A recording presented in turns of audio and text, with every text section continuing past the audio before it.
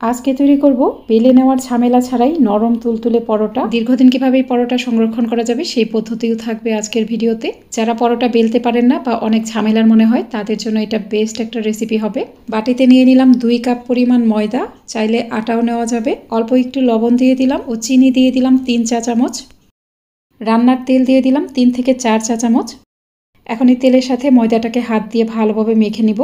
ভালোভাবে মিশিয়ে নেওয়ার পর কিছুটা ময়দা নিয়ে এরকম দলা পাকিয়ে দেখবেন। দলা পাকানো গেলে বুঝতে হবে এটা পারফেক্টভাবে মেশানো হয়েছে। এরকম দলা পাকানো না গেলে ময়দার সাথে আরেকটু তেল দিয়ে আবারও একটু মেখে নেবেন। এখন এখানে অল্প অল্প করে কুসুম গরম পানি দিয়ে একটা ডো বানিয়ে নিতে হবে। পানিটা খুব বেশি গরম নেবেন না, হালকা কুসুম গরম পানি নিতে হবে। পানি বেশি গরম হয়ে গেলে কিন্তু পরোটা শক্ত হয়ে যাবে। অল্প অল্প করে পানি দিয়ে একটা নরম ডো বানিয়ে নিব। এই ডোটা শক্ত হবে না, একটু নরম হবে।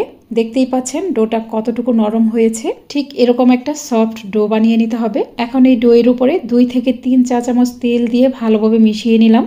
এটা ঢেকে রেস্টে রাখতে হবে প্রায় 15 মিনিটের মতো। একটা বাটিতে রান্নার তেল নিয়ে নিলাম 4 চা চামচ। এখানে 4 চা চামচ নিয়ে নিলাম ময়দা। বেকিং পাউডার নিয়ে নিলাম 3 চিমটি পরিমাণ। এটা খুব ভালোভাবে মিশিয়ে মিশ্রণটাকে এক সাইডে রেখে দিব। 15 মিনিট রেস্টে রাখার ফলে ডোটা কিন্তু খুব ভালোভাবে সেট হয়ে গেছে। এই ডোটাকে আরেকটু মথে তারপর সমান সমান ভাগে ভাগ করে নিতে হবে। 2 কাপ ময়দা দিয়ে 6টা পরোটা বানাবো। সমান সমান করে ভাগ করে নেওয়ার পর এই ডোগুলোর উপরে তেল লাগিয়ে নিতে হবে। প্রত্যেকটা ভাগের উপরেই তেল লাগিয়ে নেবেন। এক ভাগ ডো নিয়ে রুটি বেলে নিব। বাটিটাকে অবশ্যই ঢেকে রাখবেন। যেখানে রুটি বানাবেন সেখানে আগে অবশ্যই তেল লাগিয়ে নিতে হবে। এক ভাগ ডো নিয়ে হাত দিয়ে অনবরত এইভাবে স্প্রেড করতে থাকবো। হাত দিয়ে এভাবে স্প্রেড করলেই দেখবেন এখানে একটা রুটির শেপ চলে আসবে। একটা বড় রুটির শেপ দেওয়ার পর যেই ময়দা ও তেলের মিশ্রণটাকে রেডি করেছিলাম সেখান থেকে কিছুটা দিয়ে দিলাম। তেল ও ময়দার মিশ্রণটাকে হাত দিয়ে ভালোভাবে মিশিয়ে এর উপরে কিছু শুকনো ময়দা দিয়ে দিতে হবে। এরপর এক সাইড থেকে এরকম পরোটার ভাঁজ দিয়ে উপরে শুকনো ময়দা দিয়ে দিতে হবে। প্রত্যেকটা ভাঁজ দেওয়ার পরে উপরে শুকনো ময়দা দিয়ে দিবেন। আমি 4 কোণা শেপের পরোটা বানাচ্ছি, আপনারা নিজেদের পছন্দ মতো যে কোনোভাবে পরোটা বানিয়ে ফেলতে পারবেন। এভাবে একবারে কয়েকটা ভাঁজ করে নেবেন। পরোটা শেপ দেওয়ার আগে এখানে আবারও কিছুটা তেল মেখে নিব। প্রত্যেকটা পরোটা শেপ দেওয়ার আগে এখানে তেল লাগিয়ে নেবেন। ভাঁজ করা অংশটা নিয়ে হাত দিয়ে অনবরত এভাবে স্প্রেড করতে থাকবো। দেখতেই পাচ্ছেন পরোটাটা কত সহজভাবে বানানো হয়ে গেল। অনেকেই পরোটা বানাতে পারেন না বা পরোটা বানানো অনেকের কাছে ঝামেলা মনে হয়, তারা এইভাবে একবার ট্রাই করতে পারেন। পরোটাটা কিন্তু খুব সুন্দরভাবে বানানো হয়ে গেছে। এখন ভাজতে চলে যাব। চুলায় একটা প্যানে কিছুটা তেল দিয়ে দিলাম। এই পরোটা বানাতে কিন্তু খুব বেশি তেল লাগে না। এইটুকু তেলেই আপনি অনেকগুলো পরোটা বানিয়ে ফেলতে পারবেন। তেল ভালোভাবে গরম করে নেবেন।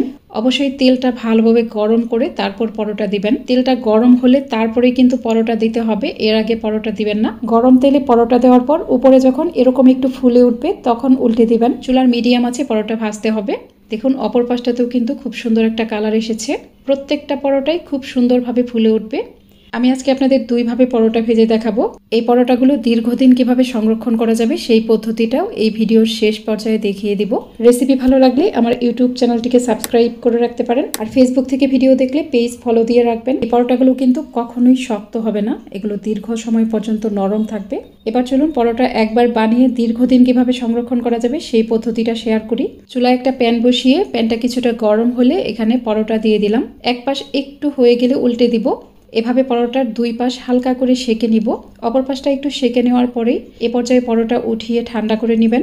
ঠান্ডা হয়ে যাওয়ার পর যে কোনো জিপলক ব্যাগ বা এয়ারটাইট বক্সে করে এই পরোটাগুলো ফ্রিজে নর্মালি 3 থেকে 4 দিন পর্যন্ত ও ডিপ ফ্রিজে 1 থেকে 2 মাস পর্যন্ত সংরক্ষণ করতে পারবেন।